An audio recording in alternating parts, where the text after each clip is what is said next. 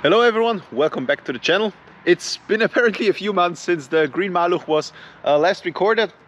So today I took it out. The day seems to be going pretty nicely. And in case you didn't see my previous video, I've been experiencing problems with the alternator of the car, as it wasn't charging the car battery anymore, which is never a good sign because there's only so much power in a car battery, and therefore you shouldn't drive a car only on the car battery, because as soon as the car battery is very low on power, it's basically dead. So in order to save the car battery, which I purchased only a few months ago, I almost immediately switched off the car, stored it in my second garage space, and had it sitting there for a good number of weeks. I guess it was 2 months. So the car is pretty dirty. I haven't managed to go to the car wash yet. But anyway, I had a few days off this last week, so I decided to try to swap the alternator myself. I have said on numerous occasions that I'm not a car mechanic or not a decent mechanic, but I still was keen on trying it myself. And I did have a manual at home, or I do have a manual at home, so I studied a little bit on how to progress with removing the alternator. And to my very own surprise, everything went pretty well. It took maybe 45 minutes and then I had it out. One thing that wasn't mentioned in the manual was to remove the fuel pump in order to get to the last screw that attaches the alternator to the engine block. But I figured that out myself, and as I said, 45 minutes, maybe 50 minutes, the alternator was out of the car. So the next step was to put the working alternator into the car. I did have a few struggles here and there, but nothing major. And so it was back in the car in maybe an hour or so, maybe an hour 10. Again, not a lot of time. Just to quickly tell you again what happened to the old alternator. This particular screw here ripped apart, so I wasn't able to attach these two cables, and in turn the alternator did not charge the car battery. It's working now. The light for the car battery doesn't show up in the dashboard, which is very cool, and I'm happy that this worked out. This is the fuel pump that I had to remove. Here, this screw and the one on the back side, and I was able to remove it. Unfortunately, this is just the part of the solution, because as I was putting the car in storage, it's been misfiring again, something that I had with the car a number of times before. So I immediately thought that there's something wrong with the alternator, with the carburetor, and I was starting to removing it. And while doing that, I noticed that one screw was very, very loose, and the carburetor was sucking in air. And I think that this was the problem, sucking in air, having misfires and so on and so forth. I tightened the screw, and now it hasn't misfired getting here. Of course, this isn't very far from home, so maybe that's something that only occurs when driving the car, when it's warm and so on and so forth. But I guess I will have to find out. Hopefully it will hold for the time being.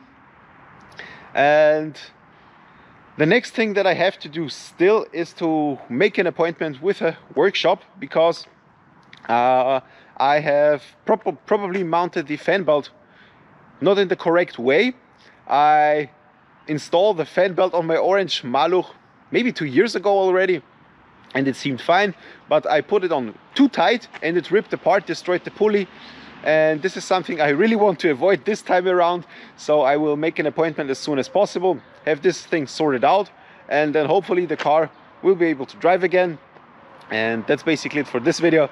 If you liked it, hit the thumbs up button, leave your comments down below, share this video with anyone who is interested in the topics that I generate, and I'll be seeing you in the next one. Bye bye.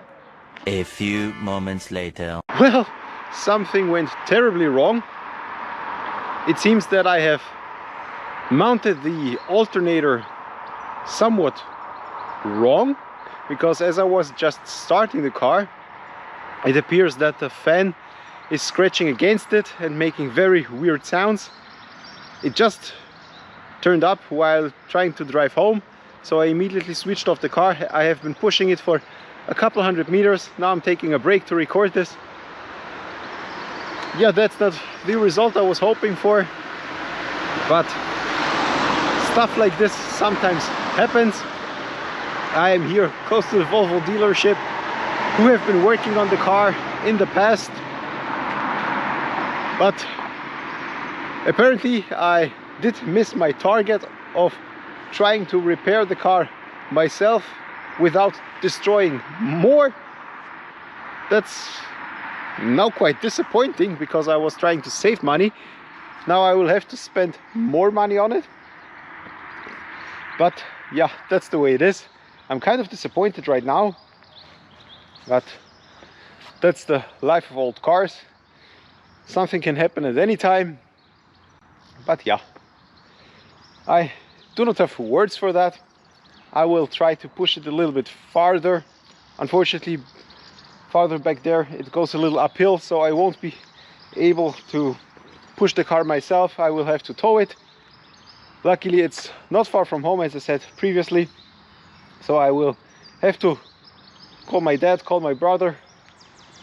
Either of those two will definitely help me out, but that's kind of sad. A sad ending to this video, because it started out very nicely and it ended in disaster. Yeah, that's basically it. I will be seeing you in the next video. Bye. 2 hours later. Unfortunately, I didn't manage to get my father or my brother around to tow me away. Mostly because I really didn't ask, or I wanted to try it myself. First of all, I tried to tow the car with my bike. This didn't work out. So I switched to plan B, attaching the cord to my hip here and trying to tow the car. It works somehow okay. Unfortunately, I don't have a second person to steer the car around, so I'm going mostly in the wrong direction, or left or to the right. But it works somehow. And yeah, if you need towing a Maluch not far from home, maybe try this method. It seems to be working. But that's it for now, and bye bye.